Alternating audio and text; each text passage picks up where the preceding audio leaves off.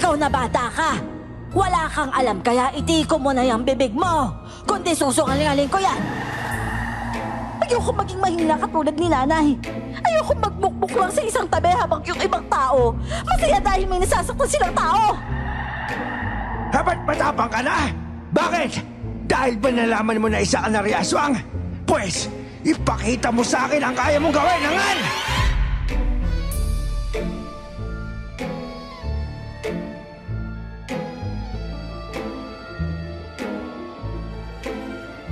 Walang sikretong hindi nabubunyag, ika nga. Darating at darating din ang panahon na ang mga bagay na nooy nakatago lang sa dilim, maliliwanagan. Magandang araw po sa inyo, Miss Clar at Sir Jay. Pati na rin po sa mga solid kayanggaw na walang sawang nakikinig sa mga tampok ninyong kwento. Nais ko lamang pong ibahagi ang naging karanasan namin ni nanay sa kamay ng pamilya ng aking ama. Tawagin niyo na lamang po akong Dindi. At ito ang aking kwento. Bago ko po simulan ng istorya, huwag kalimutang mag-subscribe bilang suporta sa ating channel.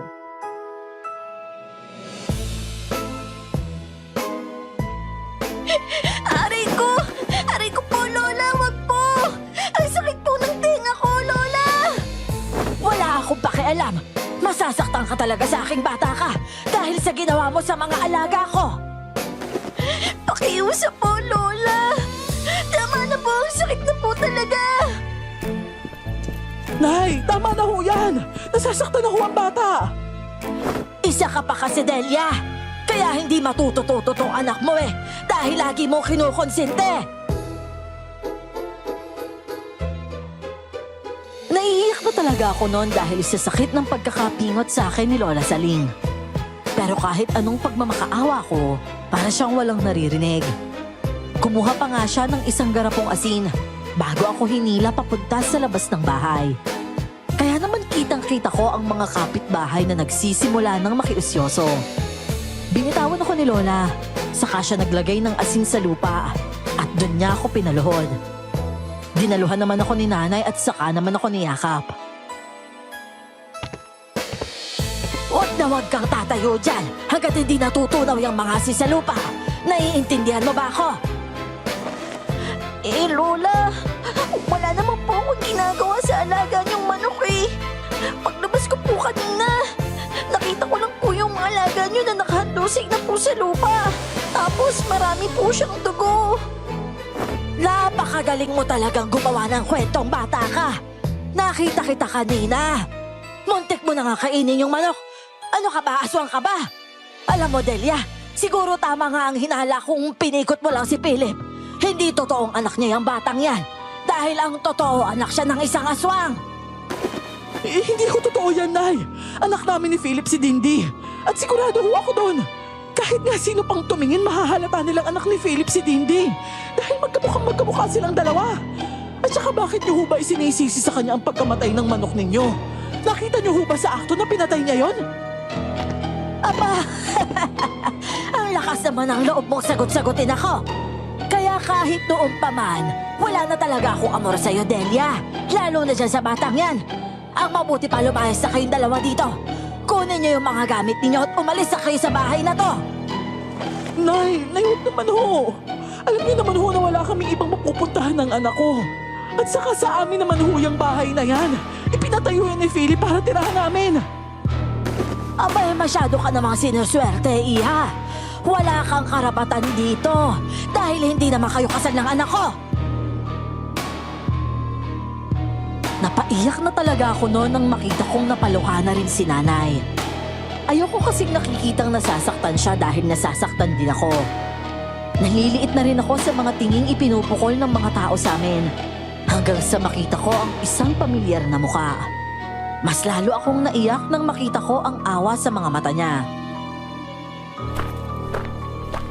Lola Saling, parang hindi naman po makatarungan yung ginagawa niyo sa kanila. Bakit po ba galit na galit kayo kila Aling Delia at saka Dindi? Ikaw na namang bata ka! Lagi ka na lang kontra sa pagdidisiplina ko sa batang yan eh! Palibhasa, pareho kayo mga kasaway! Mga pwisit! Nagsasabi lang naman ako ng totoo eh. Saka kahit wala naman po kasalanan sa inyo si Dindi, naghahanap pa rin po kayo ng paraan para masisi siya. Jan, Apo, halika nga dito. Hindi ba't sabi ko sa'yo huwag ka mangingialam sa problema ng iba? Saling, pasensya na sa apo ko ha. Naaawa lang siguro sa kaibigan niya. Ay nako, pagsabihan mo yung apo mo ha. Dahil kapag hindi ako nakapagpigil, ay nako, pati yan paluluhurin ko sa asin. Isang matalim na tingin pa ang ipinukol ni Lola sa amin pati na kina Lolo Rogelio at Janjan bago siya pumasok sa bahay. Babagsak niya pang isinara ang pinto, kaya naman halos mapatalon ako dahil sa gulat. Hinagod-hagod lang ni nanay ang likod ko noon habang nakayakap naman ako sa kanya. Nanatili lang kami ni nanay sa labas noon hanggang sa abuti na kami ng dilim.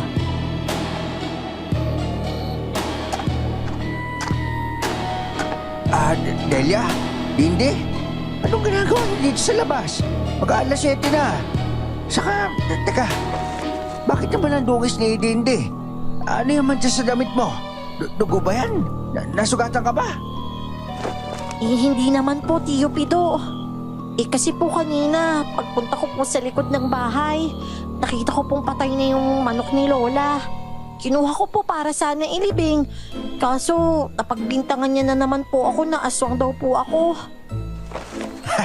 Sus Mariosep naman. Aswang? Ay nako, sinanay naman talaga oh.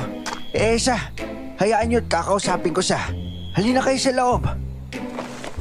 Kaso, baka lalong magalit si nanay kapag pumasok kami, Pido. Dito na lang muna siguro kami. Ay, ano ka ba?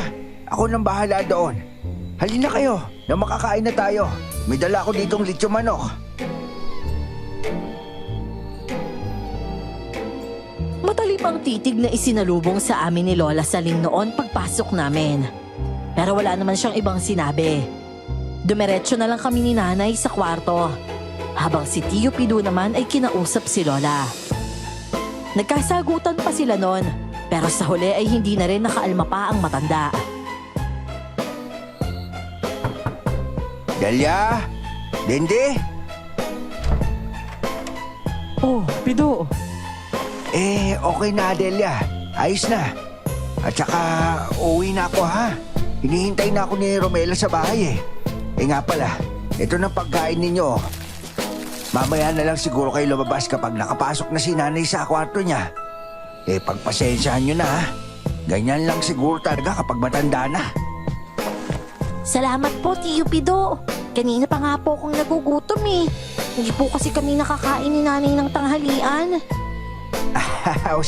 Sige. Kumain ka na at nang magkalaman na yung tiyan mo. Pero huwag ka masyado magpapakabusog ha. Gabi na. Salamat, Pido, ha? Siguro kung hindi ka nagawi rito, sa labas talaga kami matutulog ni Dindi ngayong gabi. Nako, wala yon. Asawa ka kasi ng kakambal ko. Kaya pamilya ko na rin kayo. Saka parang anak ko na rin tong si Dindi. Kaya huwag ka na masyado mag-isip pa. Hanggat makakaya ko, tutulungan ko kayo mag-ina. O sige na, uwi na ako at baka kanina pa ako hinihintay na anak ko. Dumaan lang talaga ako dito para magatid ng ulam.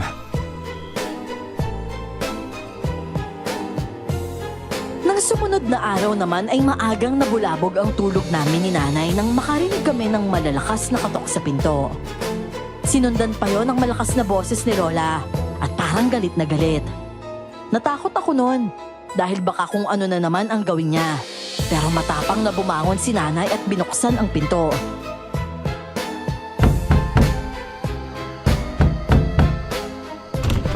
Nay, ano ba? Bakit na naman ho ako sinampal? Nasaan na ba yung anak mong aswang ha? Dende! Dende, halika nga rito, bata ka! Halika nga rito! Aray ko po, Lola! Aray ko po, masakit po! Ano na naman ho bang problema, Nay? Bitawan niyo nga ho yung bata! Kahapon yung manok lang ang pinatay mo. O ngayon, tingnan mo. Tingnan mo yung ginawa mo sa kambing ko. Kinaladkad ako ni Lola habang nakahawak siya sa buhok ko. At nang makalabas na kami ay bigla niya akong itinulak. Napasubsob ako sa lupa at gulat na napatingin sa batang kambing na nasa harapan ko. Nakahandusay yung sa lupa at nababalot ng dugo ang katawan. May malaking butas sa tiyan at may nakalawit pang bituka. Maging si nanay napasinghap sa nakita. Ano? Hindi kayo makapagsalita dahil totoo ang sinasabi ko. Ikaw, Dindi. Ikaw ang pumatay sa alaga ko, no? Pero hindi naman po lumalabas ng kwarto si Dindi, Nay. Magkasama kami buong gabi, kaya paano? Dahil nga siya nga ang aswang. At saka bakit? Ilalaglag mo ba ang sarili mong anak? Hindi, di ba? Kaya hindi ko na rin aasahang aamin kayo sa ginawa niyang anak mo sa alaga ko. Nay! Nay! Ano na naman to? Bakit ang aga-aga nagsisigawan kayo? At saka ano to? Bakit mo may patay na kambing? Itanong mo dyan sa magaling mong pamangkin. Ay, nako. Ang aga-aga nabubwisit ako. At saka bakit ka ba nandito? Wala ka bang trabaho? Meron naman ho. Pero duman lang ako dito para hatiran kayo ng ulam.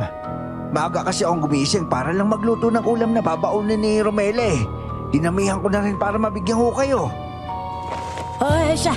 Akin na yan at mauuna na akong kumain. Nagugutom na ako sa kasisigaw dahil dyan sa batang yan eh. Panyema sa buhay naman talaga to, oo.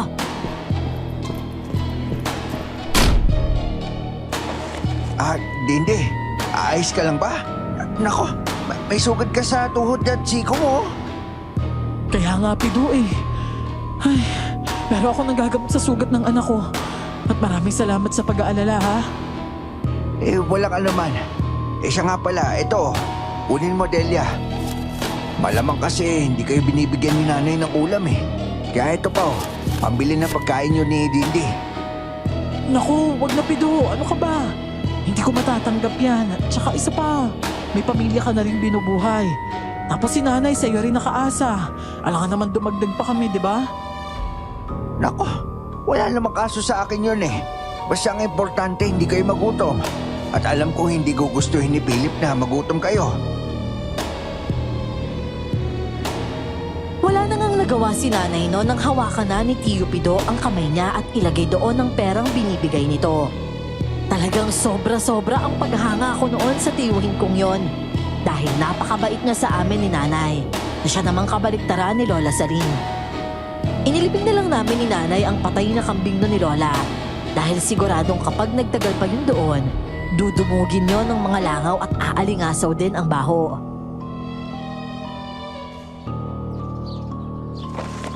Nanay, anak po ba talaga ni Lola si Tio Pido? Oh, bakit mo naman natanong yan, anak? Siyempre naman, oo. Kita mo namang magkamukha sila eh.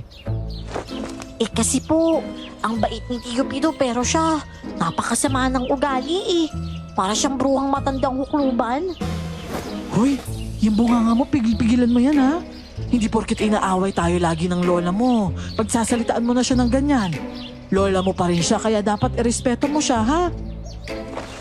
Ay, naku. Bakit po kaya ganun, no? Pag matanda, kahit masama ang ugali, kailangang respetuhin. Paano naman po kaya kaming mga bata? Hindi ba kami nararapat na respetuhin?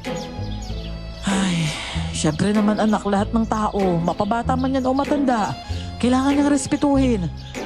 Kaso nga lang, wala tayong magagawa dahil sa sitwasyon natin ngayon. Kung hindi natin pakikisamahan ng lola mo, baka kung saan kangkungan tayo pulutin ito.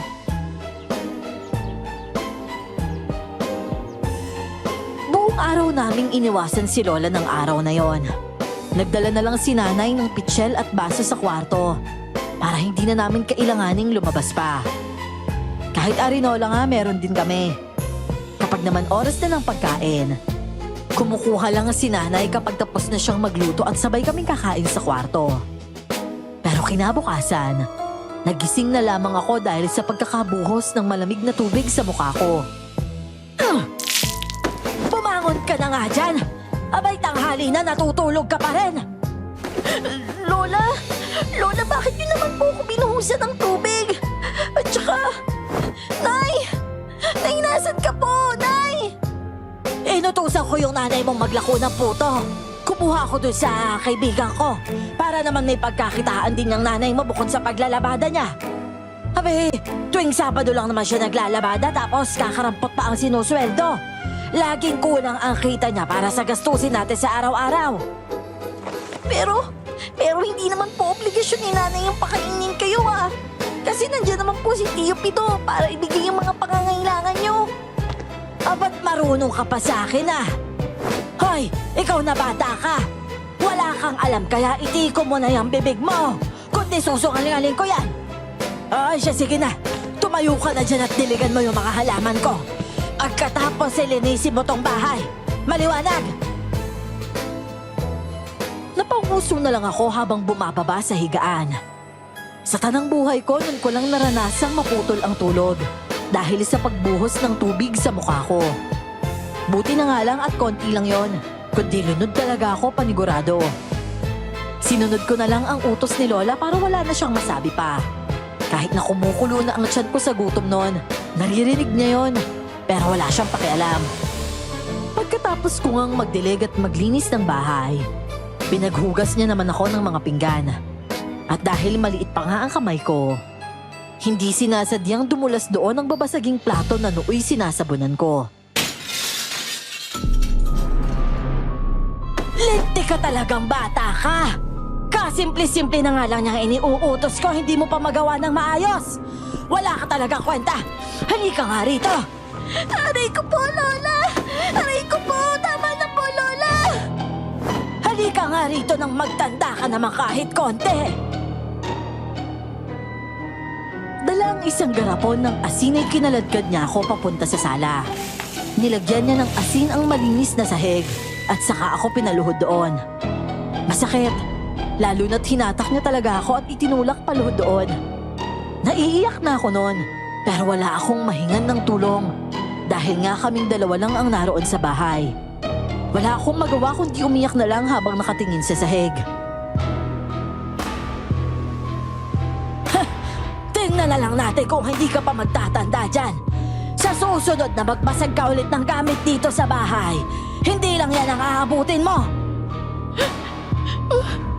Si tating naman ang bumili ng mga gamit dito Ano yon? May sinasabi ka ba? Pakilakasan nga't hindi ko marinig. Ang sabi ko po, pakilinisan niyo po yung tenga niyo para hindi po kayo bingi. Ba't sumasagot ka pa talaga, ha? Pero hindi na niya naituloy ang dapat niyang gagawin nang biglang may manok na pumasok sa bahay. Hindi lang isa kundi 2 manok ang nagsimulang maghabulan sa sala. Kita ko ang nanggagala-iting mukha ni Lola habang binubugaw ang mga manok. Nang mapatingin naman ako sa bintana, nakita ko si Janjan na sumenyas na wag akong maingay. At nang makita niyang wala na si Lola sa paligid, sa kanya ako tinawag.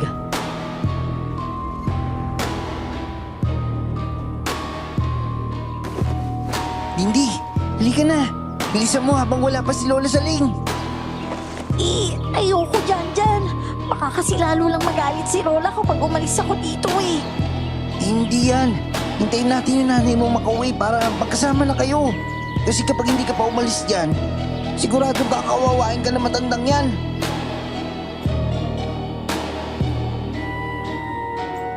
Laging ganon ang ginagawa ni Janjan kapag alam niyang wala si nanay sa bahay.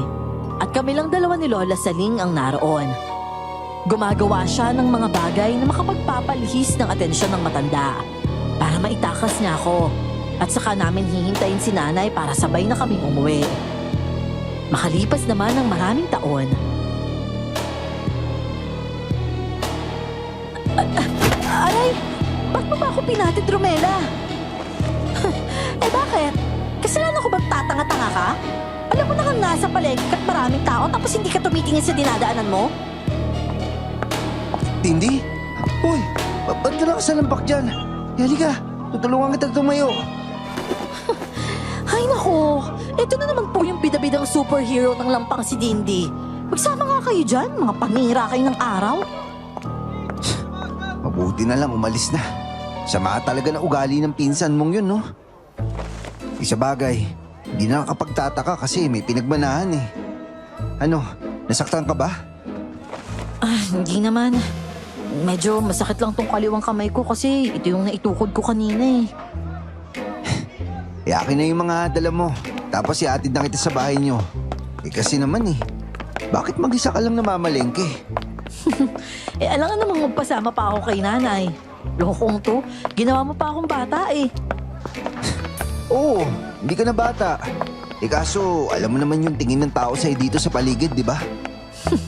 Na ano, naaswang ako. Ang tagal naman ng bintang sa akin yun pero may nangyari ba? Napatunayan ba nila? Hindi naman, di ba? Kaya wala akong pakialam sa kung anong iniisip ng ibang tao sa akin. Kasi mas kilala ko naman yung sarili ko. O siya, oo na lang. Wala talaga akong laban kapag ikaw na yung nagsasalita eh. Syempre, ako pa ba? Sus, yabang mo. Kala mo naman hindi iyakin dati.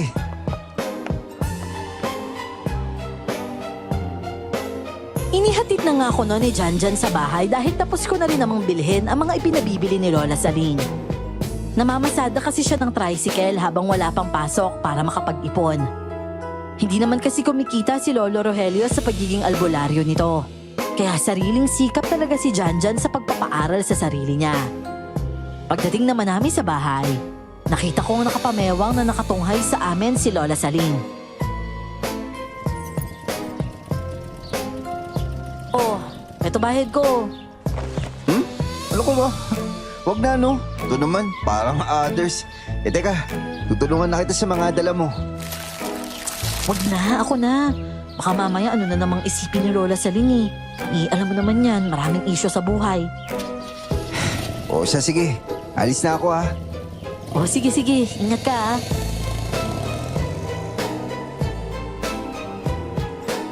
Nakangiti pa ako noon habang tinatanaw na makalayo ang tricycle na pinapasada ni Janjan.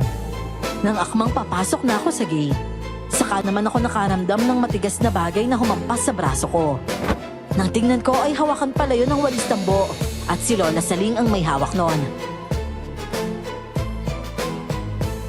Hoy, ikaw na bata ka! Naglalandi ka na ba ha? Nobyo mo na ba yung Janjan na yon? Ano, umamin ka? Lola naman, inihatid lang ako ng tao eh, nobyo agad. Wala pong mali siya yun. Abay, siguraduhin mo lang.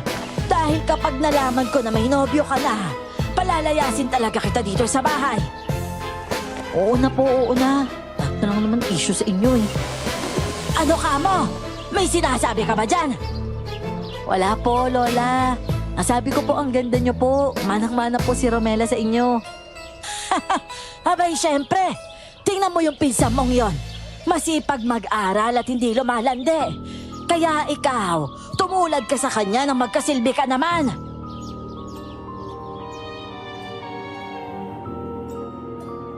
Hindi na lang ako sumagot pa kay Lola noon. Alam ko naman kasi ang patutunguhan ng usapang yon. At ayokong marinig ng paulit-ulit ang pangmamaliit niya sa akin. Kahit kasi nakakapag-aral naman ako, hindi ako yung matatawag na matalino sa klase. Mas inuuna ko kasi ang magbanat ng buto at tulungan si nanay. Minsan sa paglalako niya ng kakanin at mga lutong ulam kesa mag-aral. Mahirap para sa akin na makita siyang halos magganda kuba sa paghahanap ng pera. Matustusan lang ang pangangailangan naming tatlo ni na Lola. Magkokolehiyo na kasi si Romela noon, kaya hindi na rin ganon kalaki ang naiaabot ni Tio Pido kay Lola kumpara sa dati.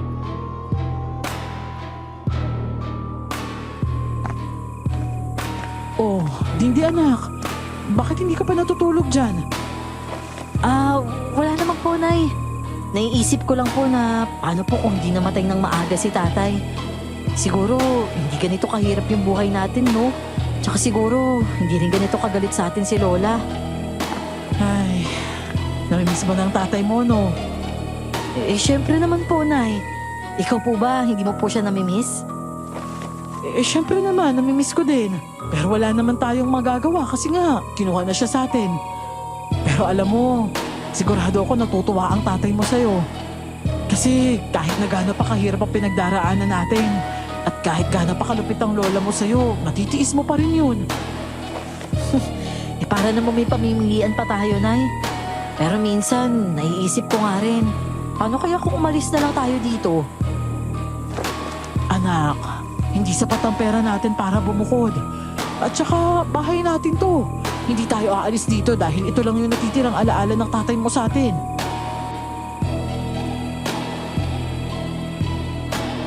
Isang bagay na sobrang bilib ako kay nanay ay ang pagtitimpi niya. Ni minsan kasi kahit sagad-sagad na ang kasamaan ng ugali ni Lola, hindi talaga niya naisip na patulan ito. Siguro talagang mahal niya lang si tatay at gusto niyang maramdaman ang presensya nito. Kahit sa mga alaala na lang. Kaya mas pinili niya na lang na magtiis kesa umalis sa bahay na yon. Marahil sasabihin ng iba dyan na wala na sa lugar ang pagpapakamartir ng nanay ko. Pero para sa akin, bunga lang yon ng labis na pagmamahal. Pagkatapos ng usapan namin yun ni nanay, nakatulog na rin ako. Pero pagsapit naman ng hating gabi ay kaagad akong napabalikwas nang makarinig ng ingay ng mga aso mula sa labas. Ang lakas naman ng alulong ng mga aso na yun. Bakit ba? Ba't ba kinakabahan ako masyado? Parang may masamang mangyayari ah. Oh, anak, bakit napabangon ka? Natatakot ka ba sa mga alulong ng aso? Hindi naman po, Nay. Kaso, parang may hindi magandang mangyayari kasi. Ay nako, baka may nakita lang niyang mga yan. Sandali, may kukunin lang ako sa kusina. Babalik din ako agad. Oo, sige po. Pero bilisan niyo po, Nay, ha? Baka kasi may kawatan pala na naggagala-gala dyan sa labas eh. Sandali lang namang umalis si nanay noon. At pagbalik niya ay may dala na siyang mga bawang at asin. Binuksan niya pa ang bintana, saka nagsaboy ng asin sa labas. At nang maisara niya na yon, saka niya naman inilagay ang dinikdik na bawang sa hamba noon. Hindi naman nalingid sa kaalaman ko ang tungkol sa mga aswang. Dahil kahit ako nga, napagbibintangan pang ganon. Halos mga 20 minutos din siguro ang itinagal ng mga pag-alulong na yon. At nang tumahimik na ang paligid, pinilit ko na ring bumalik sa pagtulog. Kinabukasan naman ay nabulabog na naman ang tulog namin ni nanay dahil sa malalakas na pagkatok sa pinto na para bang gusto nang bibain yon ng kumakatok. Delia! Delia, ilabas mo nga yung aswang mong anak! Delia! Nay, si Lola po yun ah. Bakit parang galit siya? Ano na naman kayong problema nun? Sandali lang at aalamin ko. Oh, Nay! Ano na naman hubang meron at ang aga nyo na namang nagsisisigaw?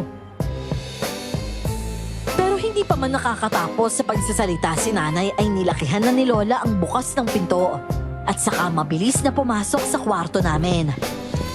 Nanlilisik ang mga mata niya habang nakatingin sa akin at saka ako nilapitan.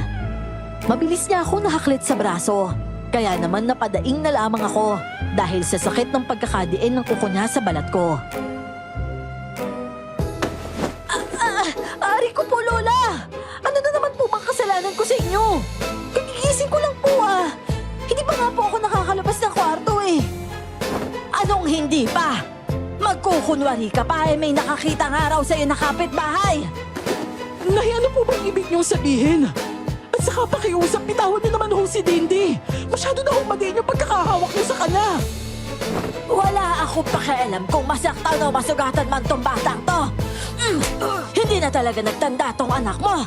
Hindi na lang mga hayop ang pinapatay. Po, ano po bang ibig niyong sabihin? Talaga ba, Dindi?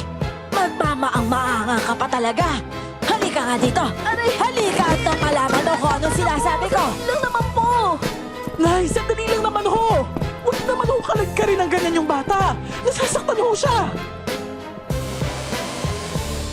Kahit matanda na nun si Lola Saling ay hindi maipagkakailang malakas pa rin siya.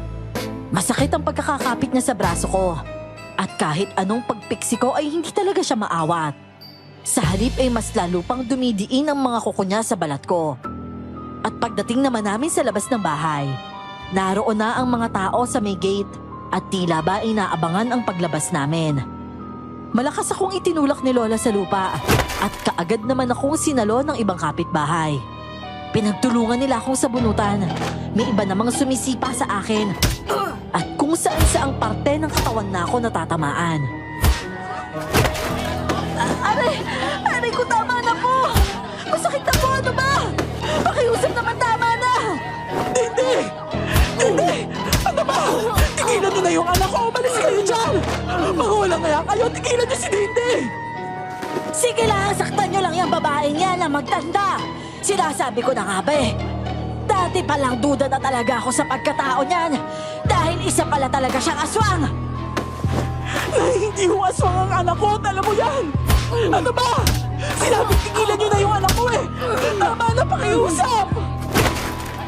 Dapat lang yan sa anak mo, Delia. Tanying, sabihin mo nga rito sa babaeng to nakita mo kagabi. At nang masupalpal siya ng katotohanan. Nay, ano bang sinasabi nyo? Mang Tonying, ano chismis na naman ho bang pinapakalat ninyo? Akala ko mga babae lang ang mahilig sa chismis. Kayo rin pala. Hoy babae, hindi ko gusto na tapas ng dila mo ha. Totoo naman nakita ko yung anak mo kagabi eh. Sinusundan siya na isang lalaki na parang kagagaling lang sa inuman. Tatawagin ko mga siya sa anak kaso nagulat ako nang bigla siya magbago na anyo. Nag-iisa siyang mabagsik na nilalang. Isa siyang aswang. Ano? Hindi.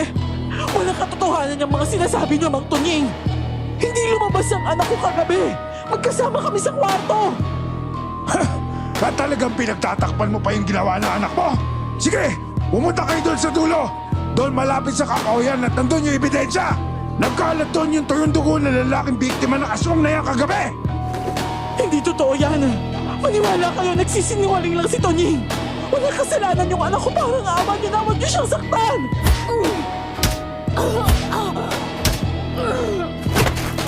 Pero kahit anong pagmamakaawa namin ni nanay noon, ayaw pa rin talaga akong tigilan ng mga kapitbahay. Pinipigilan pa nga siya ng iba na makapunta sa akin. Kaya wala na rin talaga siyang magawa kundi ang mapahugulol na lang. Dahil sa nakikita niyang pagkuyog sa akin ng mga tao.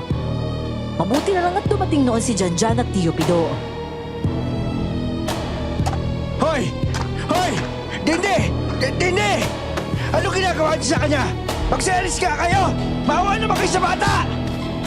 Hoy! Kayo! Lumayan niyo siya! Ano ba? Tio Pido! Janjan! Halika. Itatayo kita. Kaya mo ba? Akin na siya dyan. Bubuhatin ko na lang.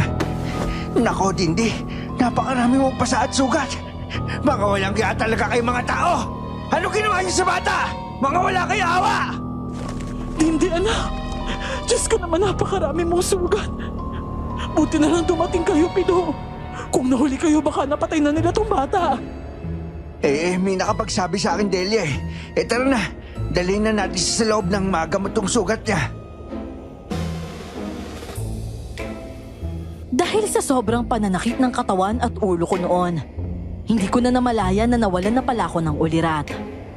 Pagising ko naman, 2:00 na ng hapon. Iginala ko na ang paningin sa kwarto namin ni nanay at wala siya roon. May platong nakatakip at isang baso ng tubig na nakapatong sa lamisetang nasa tabi lang ng higaan. Saka ko naman naramdaman ang paggulo ng tiyan ko. Pero dahil nga masakit ang katawan ko, hindi ko nagawang bumangon.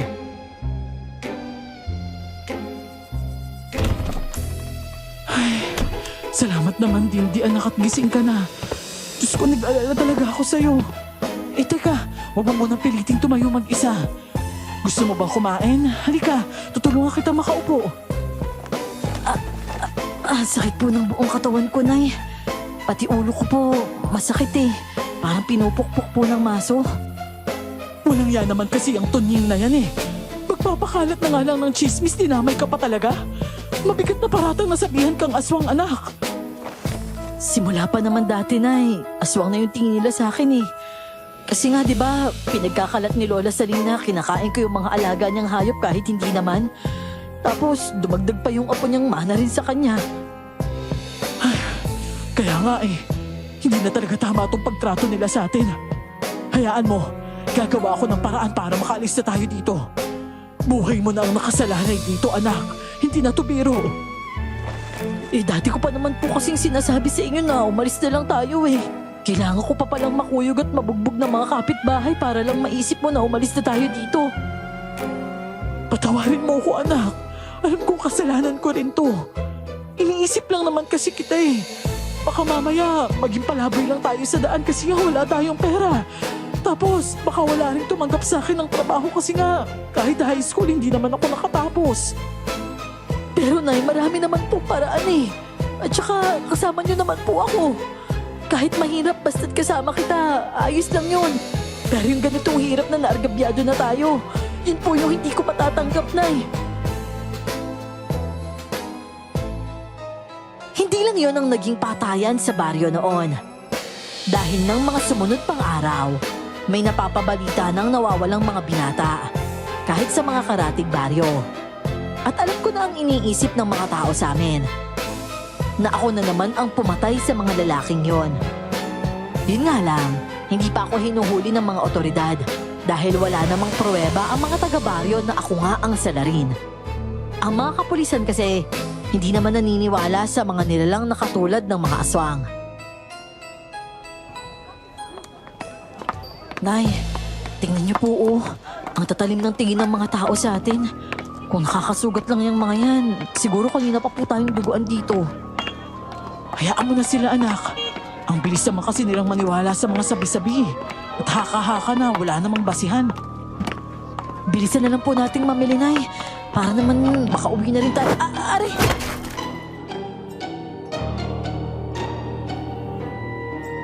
Pareho kaming napaupo ng nakabungguan kong babae noon. At nang mapatingin ako sa kanya, nagulat ako nang makitang buntis pala siya. At parang namimilipit siya sa sakit. Kaagad akong tumayo at pinuntahan ang babae para sana tulungan. Pero biglang may tumulak sa akin kaya muli akong napaupo. Ano ba naman yan, Romela? Bakit mo naman tinulak si Dindi? Anak, halika nga dito, tumayo ka. Walang iya ka talagang aswang ka? Ano? Hindi ka pa kontento sa mga pinatay mo pati yung buntis balak mong biktimahin? Ano? Romela, hindi ganon. Hindi ko naman sinasadyang magkabanggaan kaming dalawa eh. Natisod ako kaya natumba ako. At kaya kami nagkabungguan, hindi ko yung sadya. Talaga ba? Ang galing mo rin umarte, no? Sigurado ako, tinandaan mo na tong buntis at balak mo siyang biktimahin mamayang gabi. Romela, ano ba? Tumigil ka na! Mrs., kaya mo bang tumayo? Tulong! Tulungan niyo naman kami dito! Huwag mo nga siyang hawakan, Aling Delia.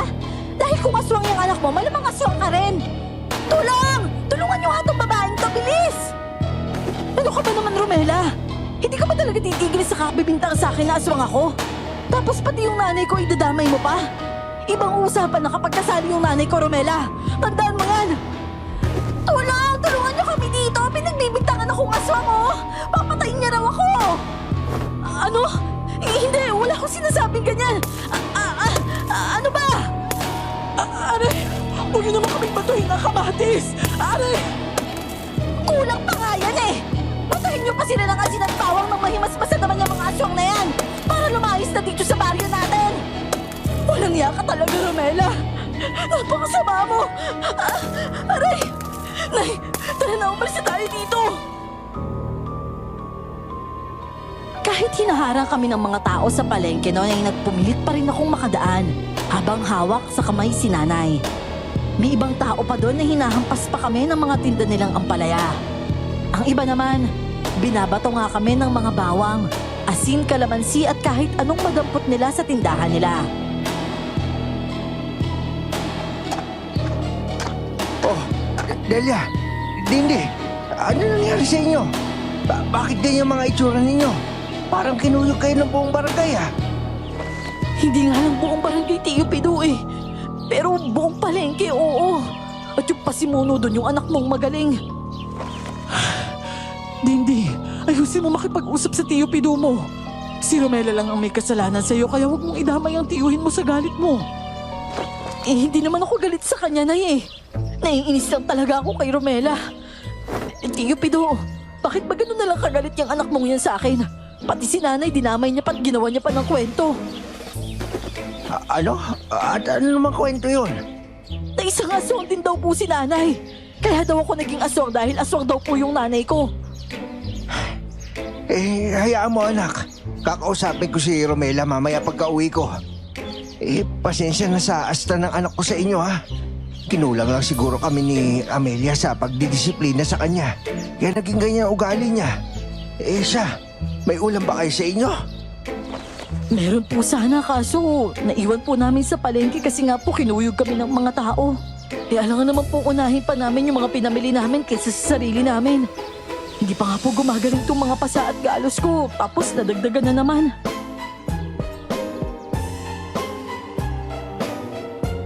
Hindi na sumama pa si Tio Pido pa uwi sa amin nang makasakay kami sa tricycle. Una kasing madaraanan ang bahay nila bago ang amin, at doon na siya nagpababa sa kanila. Pag uwi naman namin, kaagad na akong dumiretso sa kwarto para kumuha ng malinis na damit at saka tuwalya para maglinis ng katawan. Si nanay naman, inilagay na sa lababo ang isdang ibinigay ni Tio Pido kanina at nilinis na muna yon. Saktong pagkatapos kong maglinis ng katawan, saktong tapos na rin si nanay sa paglilinis ng isda. Ako na po dyan, Nay. Ako na po magluluto. Maglinis na rin po kayo ng katawan at saka magpalit na rin po kayo ng damit. Mamaya, pagkatapos po natin kumain, gamutin na lang natin yung mga sugat natin. Buti nga lang, Nay. Konti lang yan sa inyo. Kaso yung sa'yo marami-rami. Pati nga yung pisngi mo, nabangasan na naman, oh. Ayos lang po ako, Nay. Kaya ko naman po to eh. Anak, hindi naman pwedeng lagi na lang ganyan.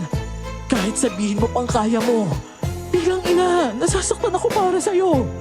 Akala mo ba hindi mahirap para sa akin na makitang kinakawawa ka ng iba? Kasi nga po, ayaw nyo pang bumitaw kay tatay. Ayaw nyo pang iwan tong bahay.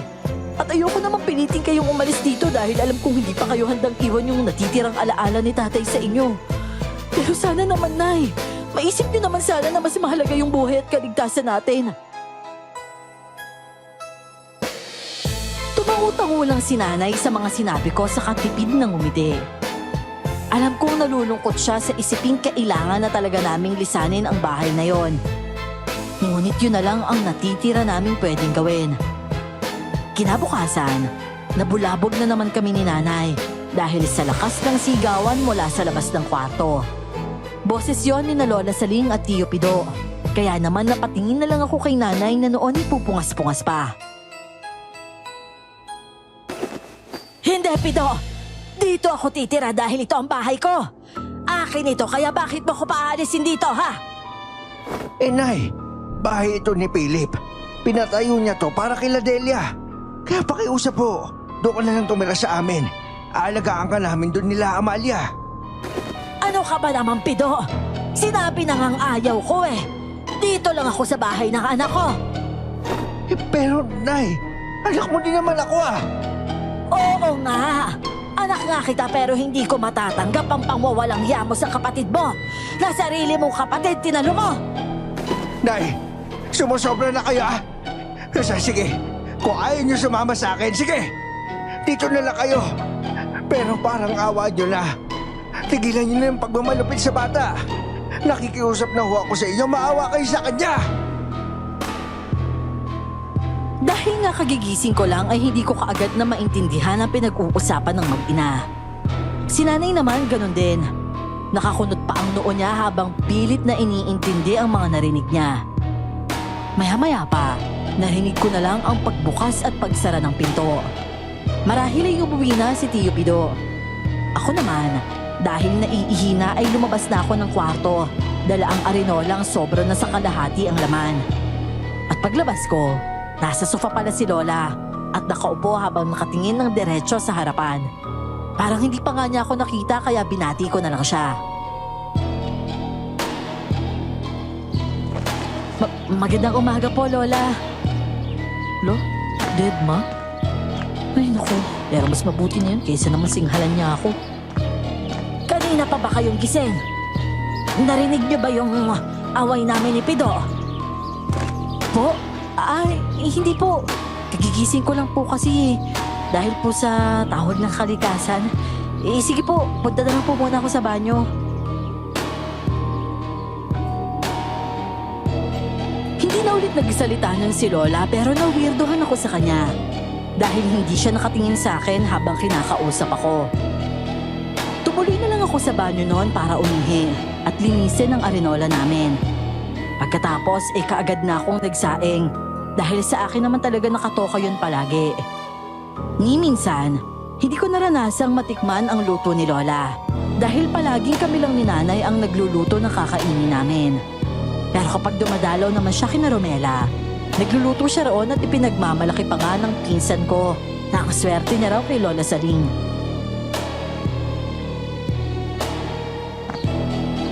Oh, Nay, kanina ka pang bumubuntong hininga dyan ah.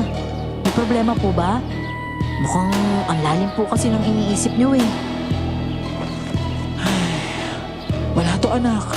Siguro kulang lang ako sa tulog at pahinga. Sabi ko naman po kasi sa inyo, huwag kayong masyadong magpapagod eh. Hindi naman na po kayo bata, Nay. Hayaan niyo na po akong saluhin yung iba niyong gawain para naman hindi kayo masyadong napapagod. Oo, sige. Pero ngayong bakasyon lang ha. Kapag nagsimula ulit yung pasukan, bawal ka na magpapetiks-petiks. Tandaan mo, edukasyon na lang ang kaya kong ipamana sa'yo. At kapag nakapagtapos ka, wala akong aalalahanin dahil alam kong makakakuha ka rin ng magandang trabaho kalaunan. Eh, Nay, ayoko nga pong mag-aral ng kolehiyo eh. Dagdag gastos lang po yun. Nakagraduate naman na po ako ng senior high eh. Okay na po siguro to. Saka ang importante naman, marunong akong magbasa at saka magbilang. Hindi naman po ako papatalo sa comprehension kaya walang manluloko sa akin, no? Ay nako, kahit kailan ka talaga ang dami mong rasong bata ka. Sa mo ba naman na yan eh, hindi naman ganyan ng tatay mo. Talaga ba, Nay? Hindi ko rin naman po kasi masyadong matandaan si tatay eh.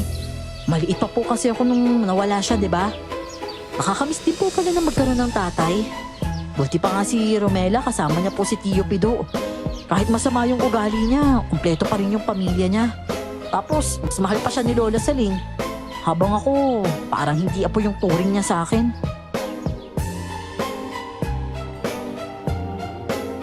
Nakita ko ang awa sa mga mata nun ni Nanay para sa akin. Sa totoo lang kasi, napaka-unfair talaga ng buhay. Kung sino pa yung hindi gumagawa ng mabuti, sila pa ang nakakaranas ng mga magagandang bagay sa mundo. Habang ako na pinipilit magpakabuti, mas lalo pang inaargabyado at tinatapak-tapakan. Yung tipong nakalubog ka na nga, pilit ka pang ilulubog hanggang sa hindi ka na makaahon. Hoy! Ay, pala ka! Jan? Ba't ka naman kasi nang gugulat? Diyos ko naman, aatakihin ako na sa puso sa ginagawa mo eh. Kita mo na, muntik na ako mahulog dito sa upuan ko. Eh parang ang lalim kasi ng iniisip mo eh. Titigan mo nga oh. Kakatitig mo dyan sa palaka, nag-hallucinate ka na. O sige lang, asarin mo pa ako. Kakagtukan kita dyan eh. Pag sa akin, ang tapang-tapang pero kapag sa iba, iiyak lang din naman. Eh, sino ba namang hindi iiyak kung kukuyugin ka ng mga tao, di ba? Tapos kung hindi buong palengke, buong kapitbahayan naman. At saka, okay lang sana kung ako lang. Pero pag pati si Nanay, aba ibang usapan na yun. Oo nga eh. May nakapagsabi sa akin ng nangyari kahapon. Eh pasensya na, wala ako dun ha. Eh sabi ko naman kasi sa inyo eh. Doon na lang kayo magtayo ng bahay sa malapit sa amin. Doon sa wala masyado kabahayan. Kaya tahimik. Lindy? Teka, bakit parang bigla kang tumamlay? Tsaka, ang init mo ha. Hindi ka naman ganito kanina nung hinawakan kita. Ewan ko nga eh. Parang umiikot yung paningin ko. Tsaka, ang init. Jan, ang init. Parang gusto ko maghubad at tsaka lumabulbo sa tubig. Oo. Plastic to. Huwag ka magubad dito. Diyos ko naman, tara sa bahay nyo. Doon ka na lang maligo. Isa nga pala. Nasaan yung kwintas na bigay sa'yo ni Lolo Rogelio? Hala, oo nga no. Ngayon ko lang napansin na hindi ko pala suot. Hindi ba't sabi sa'yo ni Lolo na huwag mong hubarin yun? Kulit mo naman eh. Hindi ko naman talaga hinubad eh. Siguro, napintas nung kuyugin kami ni Nanay doon sa palengke kahapon. Siya. Hayaan mo't sasabihin ko kay Lolo para magawan ko ulit niya. Halika muna dito sa loob. Baka mawalan ka pa ng malay dito eh.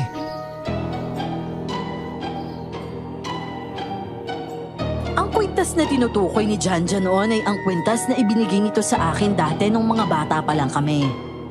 Ang sabi niya kasi proteksyon ko raw yon. Hindi ko pa alam noon kung para saan ang proteksyon na yon. Dahil tuwing kukuyugin naman kami ng mga tao, nasasaktan pa rin ako. Wala namang espesyal na nangyayari kahit nasuot-suot ko yon. Pero kahit ganon, Hindi ko pa rin yun inaalis sa katawan ko, gaya nga ng sabi sa akin ni Lolo Rogelio.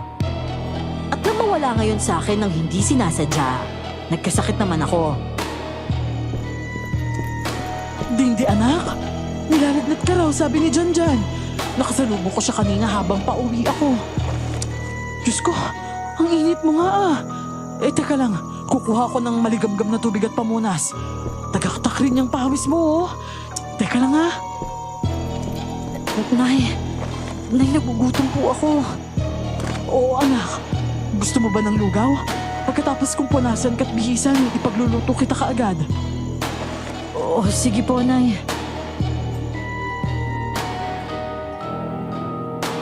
Pagkatapos salatin ni Nanay noon ang noo at leeg ko, aligaga siyang tumungo sa kusina para kumuha ng plangganitang may lamang maligamgam na tubig. Kumuha rin siya sa tukador ng pamunas at damit na pagbibihisan ko. Hindi ko talaga alam kung bakit bigla na lang akong nilalagnat noon. At bago pa man mailapit ni Nanay sa akin ang pamunas, nanginginig ako. Hindi ko makontrol ang katawan ko. At kahit anong pigil kong huwag manginig ay hindi ko magawa. Diyos ko naman anak, kinukumpulsyon ka na. Ano ba nangyayari sa'yo? Teka, nilalamig ka ba? Nay, Nanay, nagugutom po ako. Hindi ko rin alam kung bakit parang gutom na gutom ako noon. Samantalang marami naman ang nakain ko nung pananghalian. Pakiramdam ko, parang ilang araw akong walang kain at nanunuyo na rin ang lalamunan ko. Natataranta na rin nun si Nanay hanggang sa kumatok na si Janjan. Kaagad siyang pinagbuksan ni Nanay. At nang makapasok na siya ay kaagad siyang lumapit sa akin at ipinasuot ang isang kwintas na pareho nung naiwala ko. Dindi, huwag mo alisin yan sa katawan mo kahit anong mangyari ha. Salamat pero paano nga? Huwag ka na maraming tanong. Basta makinig ka na lang sa sinasabi namin ni Lolo at hindi ka mapapano. Protection mo yan kaya huwag na huwag mo yung iwawala ulit ha.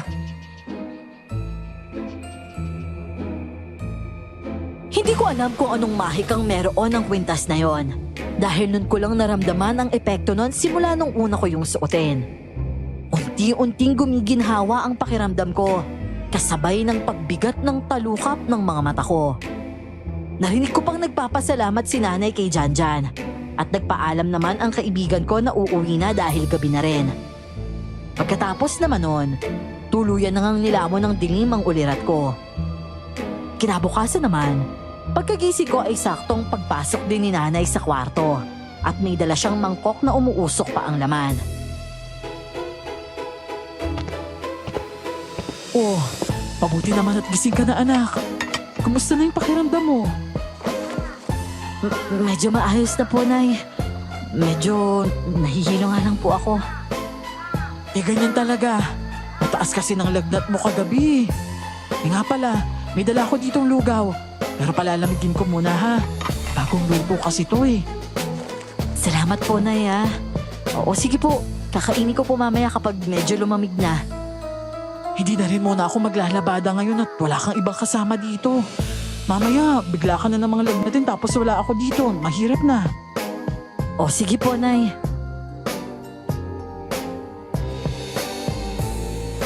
Hindi ako lumabas ng kwarto buong araw para makabawi ako ng lakas. Tanda ko pa rin kasi kung paano ako manginig kagabi dahil sa lagnat ko. Para na nga akong nagdidiliryo noon dahil pakiramdam ko parang isang masarap na potahe sina Nanay at Janjan. Natatakam ako sa kanila. Pero dahil nga mahina ako ay hindi ko magawang tumayo. Hindi ko na rin sinabi kay Nanay yon dahil ayoko namang matakot siya kapag nalaman niya.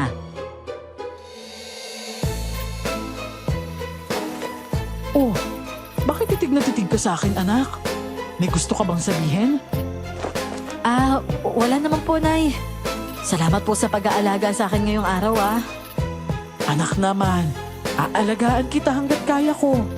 O ano, bumubuti na ba yung pakiramdam mo? Mas maayos naman na po ngayon kesa po kaninang umaga. Mabuti naman kung ganon. Bukas wag ka nang gagala. Huwag ka na rin sumama sa akin maglako nang makapagpahinga ka naman. Baka kasi mabinat ka kapag sumama ka pa eh. Opo, Nay. Pero mag-ingat po kayo ah. Alam niyo naman po yung tingin sa atin ng mga tao ngayon. Oo naman. Ako pa ba? Siya sige na. Matulog ka na dyan at huhugasan ko lang itong mga pinagkainan natin.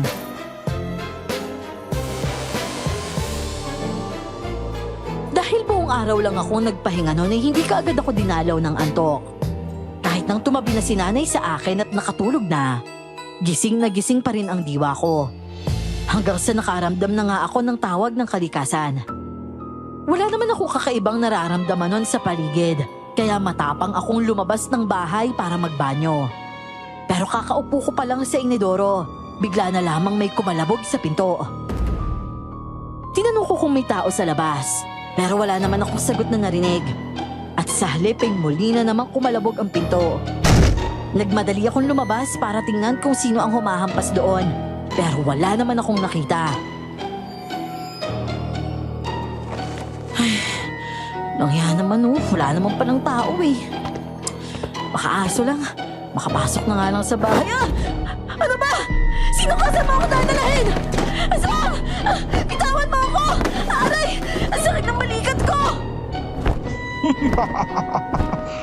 Ipapasyalan kitang babae ka! Huwag kang mag-alala! Magugustuhan mo rin ang pupuntahan natin! Saan mo ba ako dadaling nalimaw ka? Papatayin mo ba ako? Ako naman yung bibigtimahin mo! Sa tingin mo ba, ganun lang kadaling tapusin ang buhay mo? Nagkakamali ka! Maglalaro muna tayo para masaya!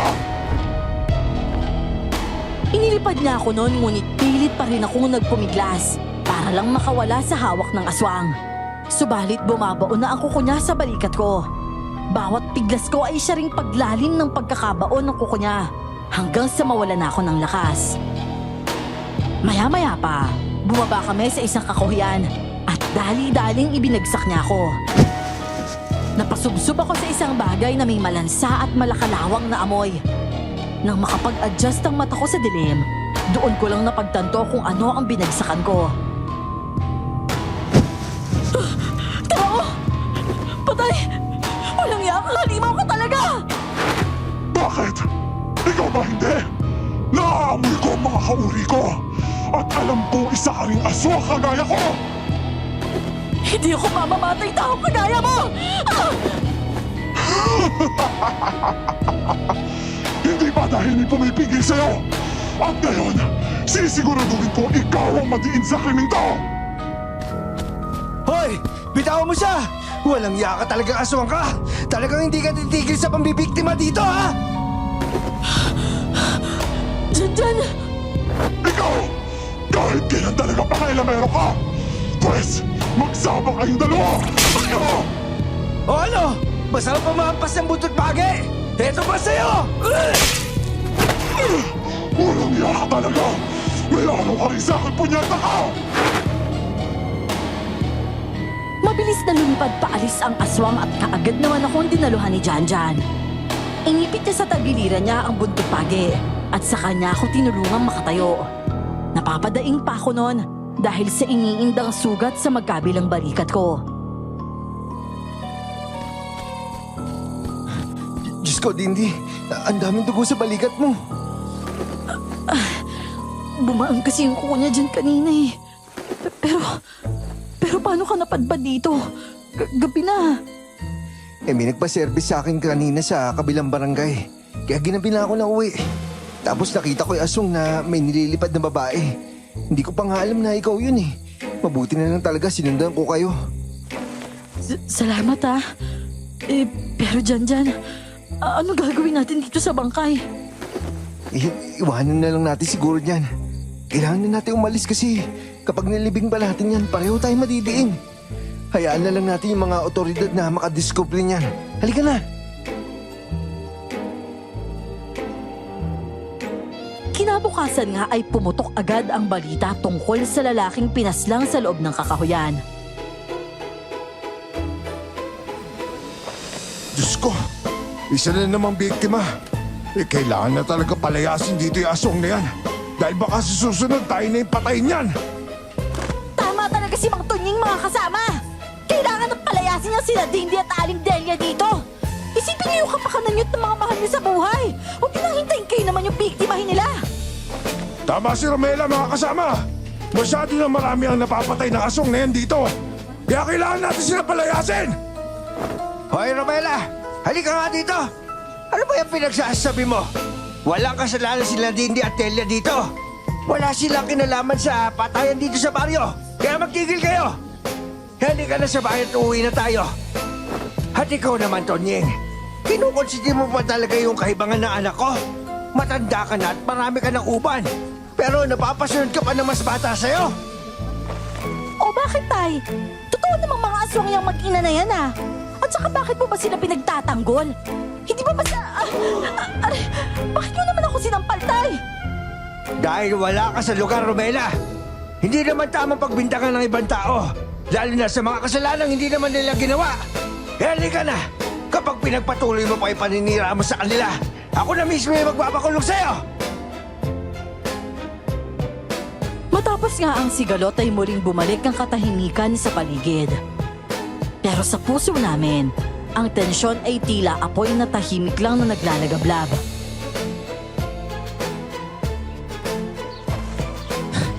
Grabe naman talagang sobrang sama na ugali ni Romela. Mabuti na lang mabait si Tio Pido, no? Lagi kayong pinagtatanggol ng nanay mo. Pansin mo ba? Oo naman. Simula pa dati, ganyan na talaga siya eh. Eh ako, wala naman akong reklamo kasi parang tatay ko na rin siya. Nakakamiss kaya magkaroon ng tatay. At saka dapat naman talagang disiplinahin yung ganyang ugali ng anak niya eh. Ito sa bagay. Eter na. Baka kasi makita ka pa ng ibang kapitbahay. Oo nga eh. Kota na kaya ako sa pangunguyog nila. Pagagalingin ko na muna tong mga sugat ko tsaka pasa. Eh, siya nga pala. Daan ka muna sa bahay. Kape tayo. May pandesal din ako dito oh. Oo nga eh. Kanina ko pa nakikita. Tsaka, ayan oh, mainit-init pa. Naku, ang sarap niyan sa kape. At tsaka, yung sugat mo sa balikat, Dindi, kamusta? Eto, masakit pa rin pero hayaan mo na. Mukhang mabilis lang naman itong maghihilom eh.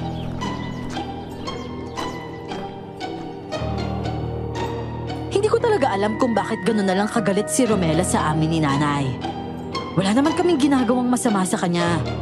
At hindi nga kami lumalapit sa kanila. Iniisip ko noon na baka ipinagseselos niya yung konting tulong na ibinibigay ng tatay niya. Pero sobra-sobra naman yata yung gawan niya kami ng issue para lang makaganti.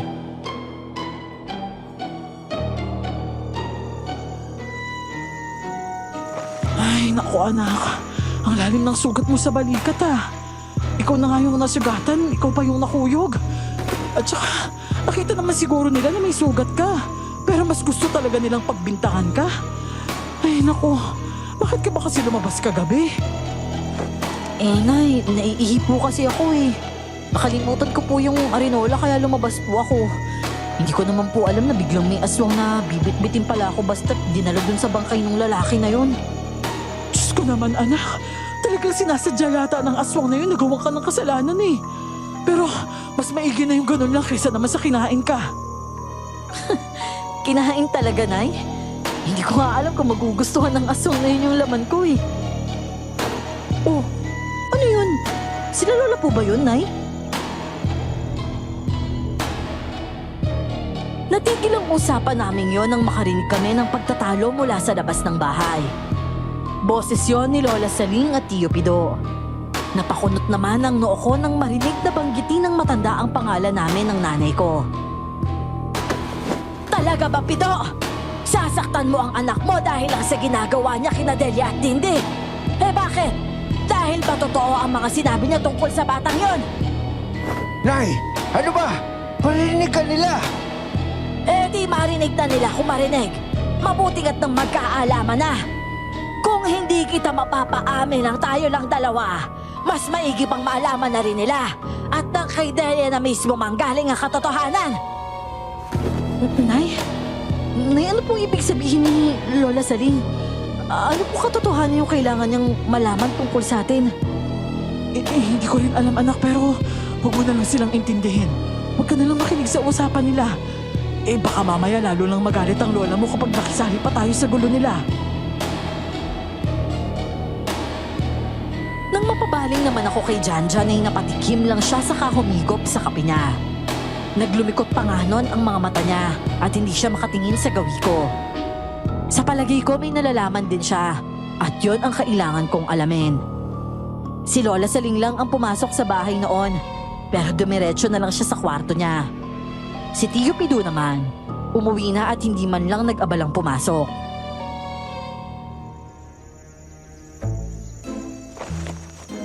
Sige po, Aling Delia. Uwi na po ako.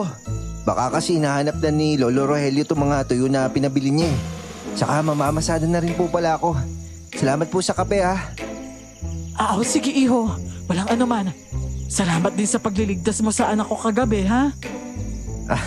Walang anuman po yun. Sige ho. Dindi, uwi na ako ha. Kita-kits na lang mamaya.